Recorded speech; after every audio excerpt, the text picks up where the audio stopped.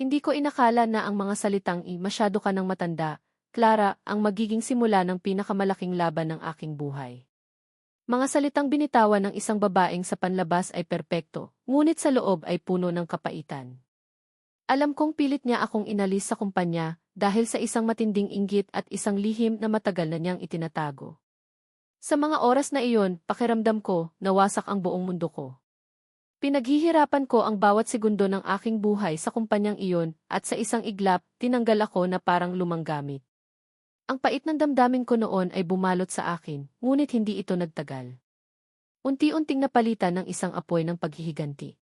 Isang tahimik, mapanlinlang na apoy. At ang ganti ko, ito ay mas masakit pa sa kanyang mga binitawang salita, dahil ito ay kukunin ko sa kanya ang pinakamahalaga sa kanya, ang kanyang pangarap. Bilang isang babae na nasa huling bahagi ng aking 40, madalas akong mapuri hindi lang sa aking matalas na isip kundi pati na rin sa aking pisikal na kagandahan. Ako si Clara, at sa aking edad, marami pa rin ang nagtataka kung paano ko napapanatili ang aking tindig at ang aking enerhiya. Hindi ko ito pinagmamayabang, ngunit ito ang totoo. Buhay ko ang aking trabaho bilang isang senior marketing executive. Halos 2 dekada na ako sa iisang kumpanya, simula nang ako'y isang baguhan pa lamang.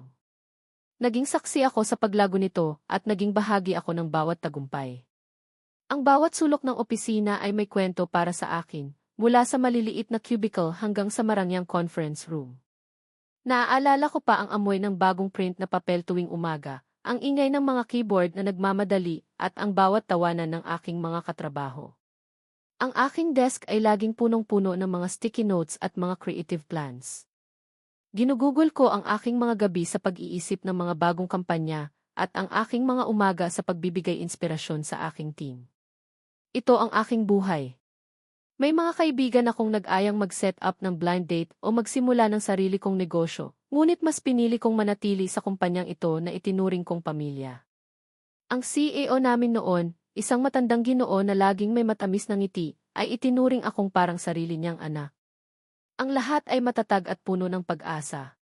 May mga pangarap akong gustong tuparin para sa aking sarili at para sa aking mga mahal sa buhay. Ang tanging ambisyon ko lang ay magpatuloy na magbigay ng halaga at excellence sa lahat ng aking ginagawa. Isang araw, nagbago ang lahat. Ipinakilala ang bagong CEO, si Miss Anya de la Cruz. Bata pa siya sa akin, nasa early 40 at may kakaibang karisma. May matamis siyang ngiti na halos laging nakapinta sa kanyang labi, ngunit ang kanyang mga mata ay laging may tago na katalinuhan na tila sinusuri ang bawat tao. Ako si Anya, at excited akong magtrabaho kasama ang lahat ng fresh faces dito, sabi niya sa aming unang company meeting, habang ang kanyang tingin ay bahagyang tumitig sa akin. Hindi ko pinansin noon, akala ko ay isang normal na pagbati lang. Sa mga sumunod na linggo, nagsimula siyang magpatupad ng malalaking pagbabago. Mabilis, minsan ay walang pasabi. Ang dati naming maayos na sistema ay unti-unting ginulo. Kailangan natin ng bilis, hindi puro proseso, sabi niya sa isang meeting, habang nakatingin sa akin. Nagsimula siyang magbitaw ng mga salita na tila nagpapahiwatig na ang luma ay hindi na uso. Ang mga kabataan ngayon, mas mabilis mag-isip, mas tech-savvy. Sila ang future. Pakiramdam ko, may tago siyang mensahe para sa akin at sa ilang mga katulad kong matagal na sa kumpanya. Nagsimula rin siyang magkaroon ng T1-on-1 session sa mga mas batang empleyado, at pagkatapos ay mapapansin ko na bigla na lang silang may mga bagong posisyon o bagong proyekto. Isang beses, nagsumite ako ng isang bagong marketing strategy na pinagpuyatan ko ng husto. Ito ay base sa matagal kong karanasan at mga pinag-aralan. Ngunit nang ipresenta ko na, bigla niyang sinabi, na may pilit ng ngiti, Clara, maganda ang initiative mo, pero masyado na itong conservative. Ang target market natin ngayon ay mas modern. Hindi niya ako binigyan ng pagkakataong magpaliwanag sa aking rationale. Doon ako nagsimulang makaramdam ng matinding pagkadismaya. Hindi ko maintindihan. May iba ba siyang nakikita sa akin? O may ibang galit ba siya na hindi ko alam? Ang aking dating kagalakan sa pagpasok sa opisina ay unti-unting napalitan ng pag-aalinlangan. Hindi nagtagal, mas lumala ang kanyang pagtrato sa akin. Naging mas hayag ang kanyang pagkontra. Sa mga meeting, kung dati ay pinapakinggan ang bawat salita ko, ngayon ay madalas siyang magbuntong hininga kapag ako ang nagsasalita. Minsan, habang nag-i-explain ako ng isang complicated sales forecast, pinutol niya ako sa gitna ng aking sentence. Clara, baka masyado ng detalyado yan. Hindi na kailangan ng mga ganitong old-school analysis, sabi niya habang tumitingin sa relos niya. Ramdam ko ang pamumula ng aking pisngi. Nagsimula rin siyang mag-imbita ng mga mas batang kasamahan sa mga lunch at coffee breaks na sadyang hindi ako kasama. Minsan, nakita ko sila sa isang restaurant na malapit sa opisina, tumatawa at nag-uusap habang ako ay nag-iisa sa aking desk. Pinipilit kong isipin na baka hindi lang nila ako naisama, pero naging paulit-ulit na ang ganitong senaryo. May mga bagong proyekto na lumalabas at palagi akong nasa dulo ng listahan ng mga posibleng kandidato. Ang dati kong mga katrabaho na dati ay kaibigan ko ay nagsimulang umiwas. Clara, okay ka lang ba? Tanong ni Ben, ang aking matagal ng kasamahan. Narinig ko, parang may problema ka raw kay Anya. Hindi ko masagot. Pakiramdam ko, unti-unti akong nilalayo sa aking sariling mundo. Ang bawat araw sa opisina ay naging isang pagsubok. Ang dating masigla kong espasyo ay napuno ng tensyon at bulungan. Sa bawat paglingon ko, pakiramdam ko ay may tumitingin sa akin ng may pagtataka o pagkaawa. Nagsimula akong magduda sa aking sarili. Baka nga ba masyado na akong matanda? Baka nga ba hindi na ako makasabay sa bilis ng mundo ngayon? Ang mga tanong na ito ay bumabagabag sa aking isip gabi at araw. Pero sa kabila ng lahat, patuloy akong nagtatrabaho ng buong puso, umaasa na makikita ni Anya ang aking dedikasyon. Hindi ko inakala na ang lahat ng iyon ay walang saysay, at ang kanyang galit ay mas malalim pa sa inaakala ko. Dumating ang puntong naging ganap na hayag ang pagkontra ni Anya sa akin. Nagsimula siyang magkalat ng mga tsismis na tahasan kong narinig. Narinig ko mismo sa isang kasamahan na sinabi raw ni Anya na hindi na makasabay sa panahon ang aking mga ideya at wala na akong enerhiya para sa mga bagong hamon. Ang pinakamasakit ay narinig kong pinagbubulungan niya raw ako sa meeting ng mga managers na ako raw ay parang mamahaling antigong ayaw ng gumalaw. Nagulat ako. Hindi ko inakala na aabot sa personalan ang kanyang pagtrato sa akin. Hindi lang ito tungkol sa trabaho, ito ay tungkol sa aking dignidad. Ang huling dagok ay nangyari sa isang napakalaking presentasyon para sa isang prospective international client. Ito ang pinakamalaking account na pinaglalabanan ng kumpanya at milyon-milyon ang nakataya. Ako ang inatasan na maghanda ng pangunahing presentasyon na pinagpuyatan ko ng husto, detalyado ang bawat slide at komprehensibo ang bawat datos. Sa loob ng halos isang oras, pinagpapawisan ako habang ipinapaliwanag ang aming estratehiya. Naramdaman ko ang mga tingin ni Anya mula sa likuran. Hindi siya nakangiti, tila ba nag-iisip ng kanyang susunod na hakbang. Nang matapos ako, nagkaroon ng ilang tanong mula sa kliyente. Sinagot ko ang lahat ng may kumpiyansa. Pero bigla, tumayo si Anya na may ngiting nakaplaster sa kanyang mukha. Maganda ang presentasyon ni Clara, panimula niya na akala ko ay papuri. Pero sa totoo lang, masyado itong tradisyonal. Ang mga konsepto niya wala na sa uso. Kailangan natin ng mas bago, mas exciting na diskarte, tulad ng ginagawa ng aming mga batang henerasyon. Nagulantang ang lahat. Ang kliyente, ang aking mga kasamahan. Lahat sila ay nakatingin sa akin, ang ilan ay may pagtataka, ang ilan ay may awa. Nagsimulang uminit ang aking pisngi. Pakiramdam ko ay umurong ang aking dila. Hindi ako makakibo. Hindi ko inakala na kayang gawin ni Anya iyon sa harap ng lahat, at sa harap ng isang napakahalagang kliyente. Pagkatapos ng meeting, walang salitang tinawag niya ako sa kanyang opisina. Malamig ang kanyang tingin. Ni hindi niya ako tinignan ang diretsahan. Clara, sabi niya, habang nakatitig sa kanyang laptop, nagpapasalamat ako sa iyong mga taon sa kumpanya. Pero sa totoo lang, masyado ka nang matanda para sa posisyon mo. Hindi ka na namin kailangan. Kailangan namin ng mga sariwang dugo, mga bagong ideya. Pinapalitan ka na namin. Iyon ang pinakamababang salita na narinig ko sa aking buhay. You're too old for this company, Clara. We need fresh blood. Nanginginig ako sa galit at pagkadismaya. Ngunit sa likod ng lahat ng sakit, may isang maliit na tinig sa aking isip na nagsasabing, hindi pa ito tapos. Ang lahat ng pinaghirapan ko, naglaho na parang bula. Ang pagkatanggal ko sa trabaho ay isang malaking dagok sa aking buhay. Hindi lang ito tungkol sa nawalang kita, ito ay tungkol sa nawalang pagkatao at pagkakakilanlan. Pakiramdam ko, nawalan ako ng silbi ng direksyon. Ang mga umaga ko ay naging malungkot. Hindi ko na kailangang bumangon ng maaga, hindi na ako kailangan sa opisina. Pinilit kong magpadala ng mga resume, mag-apply sa iba't ibang kumpanya, ngunit tila ba may invisible wall na humaharang sa akin.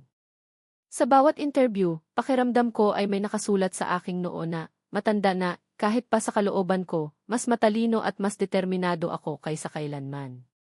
Maraming kumpanya ang nag-aalinlangan kumuha ng mas matatanda, mas pinipili ang mga batang may kakaunting karanasan.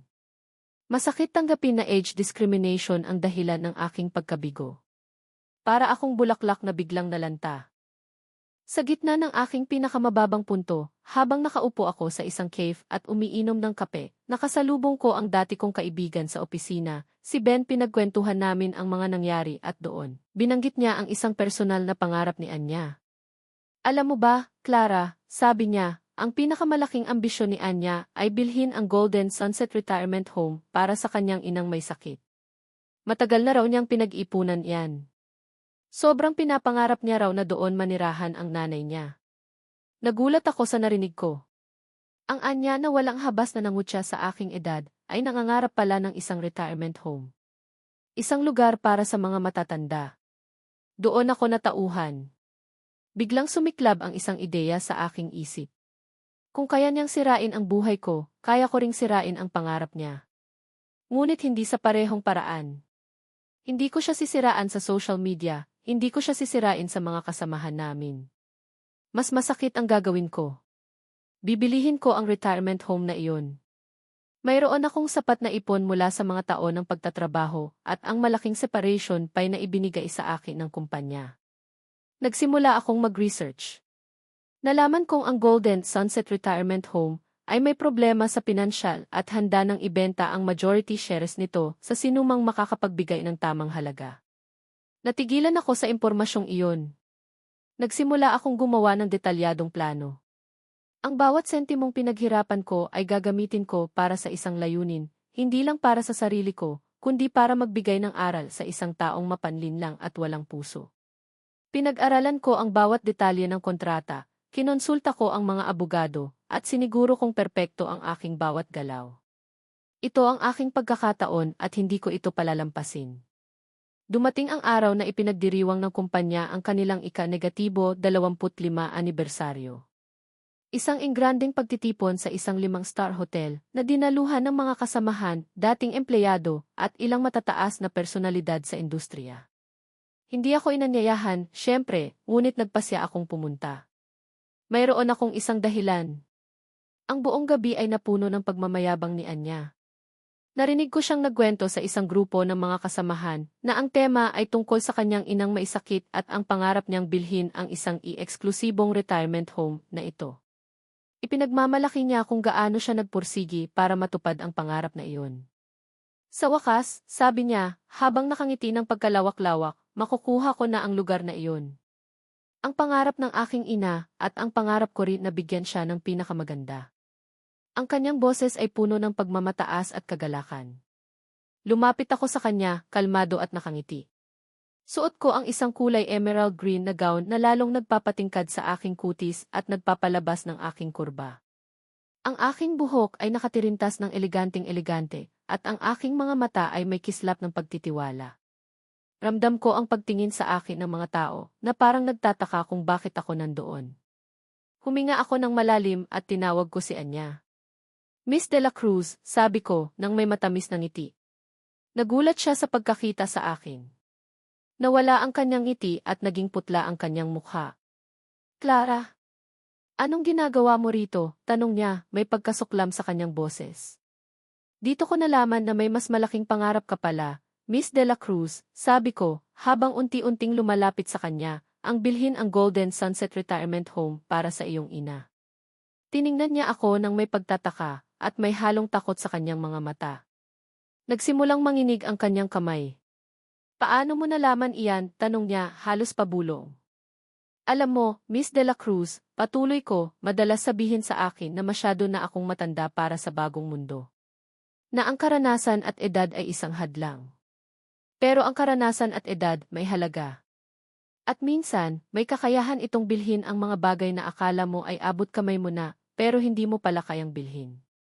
Doon, inilabas ko ang mga dokumento mula sa aking clutch bag, isang kumpirmasyon ng pagmamay-ari na may kasamang logo ng Golden Sunset Retirement Home. Ipinakita ko sa kanya ang pirma at ang date. Ikinagagalak kong ipaalam sa iyo, Miss De La Cruz, sabi ko, sa boses na kalmado, ngunit puno ng kapangyarihan, na ako na ang bagong may-ari ng Golden Sunset Retirement Home. Binili ko ang majority shares kahapon. Nagulantang ang lahat ng nakarinig. Lumaki ang mata ni Anya. Naging putla ang kanyang mukha na parang multo. Hindi. Imposible, sigaw niya, ang kanyang boses ay puno ng galit at gulat. Nagsimula siyang manginig at ang kanyang mga kasamahan ay nagulantang din sa kanyang reaksyon. Hindi nila maintindihan. Paano, bulong niya, halos hindi makahinga. Tinitigan ko siya ng diretso sa mata at sinabi ko, ang pera na sinasabi mong nagpapatanda sa akin, iyan ang bumili ng pangarap mo. Kitang-kita sa mukha ni Anya ang matinding kahihiyan at pagkatalo. Bumalik sa akin ang aking dignidad. Ang lahat ng pagdurusa ko ay nagkaroon ng katuparan sa sandaling iyon. Pagkatapos ng gabing iyon, nagbago ang lahat. Ang pangalan ni Anya De La Cruz, na dating simbolo ng kapangyarihan sa industriya, ay unti-unting nabahira ng iskandalo. Ang kanyang unethical practices at ang pagiging mapanlinlang niya, lalo na ang paggamit ng edad bilang batayan sa pagtatanggal ng mga empleyado, ay unti-unting nalantad sa board. Hindi nagtagal, napilitan siyang mag-resign bilang CEO. Ang kanyang reputasyon ay nawala na parang bula at ang kanyang pangarap na mabigyan ng magandang retirement home ang kanyang ina. Naging abo na. Wala na siyang mukhang maihaharap sa sinuman, lalo na sa kanyang ina. Ako naman, hindi ko lang binili ang Golden Sunset Retirement Home. Binago ko ito. Ginawa ko itong isang komunidad kung saan ang edad ay isang asset, hindi isang liability. Inilapat ko ang lahat ng aking kaalaman sa marketing, ang aking karanasan, at ang aking puso para gawin itong isang lugar na puno ng pagmamahalan, paggalang, at pag-unawa. Nagkaroon ng mga programa para sa mga nakatatanda, mula sa art classes, fitness sessions, hanggang sa storytelling circles. Nakita ko ang saya sa kanilang mga mata. Natagpuan ko ang bagong layunin sa buhay na mas malalim pa sa paghihiganti. Hindi lang ito tungkol sa pera, kundi sa pagbibigay ng halaga at dignidad sa mga taong madalas na binabaliwala ng lipunan. Ang buhay ko ngayon ay puno ng kapayapaan at kasiyahan. Hindi na ako nagagalit.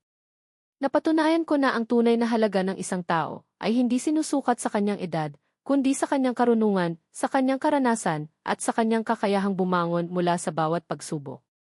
Ang paghihiganti ko ay hindi lang pagbabayad sa kasamaan, kundi isang pagbuo ng isang bagay na mas maganda at mas makabuluhan mula sa mga pinagdaanan. Ito ang aking kwento, isang kwento ng paghihiganti, pero higit sa lahat, isang kwento ng pagbangon, paghahanap ng bagong kahulugan, at ang pagpapatunay na ang edad ay numero lang, at ang tunay na kapangyarihan ay nasa puso at isip.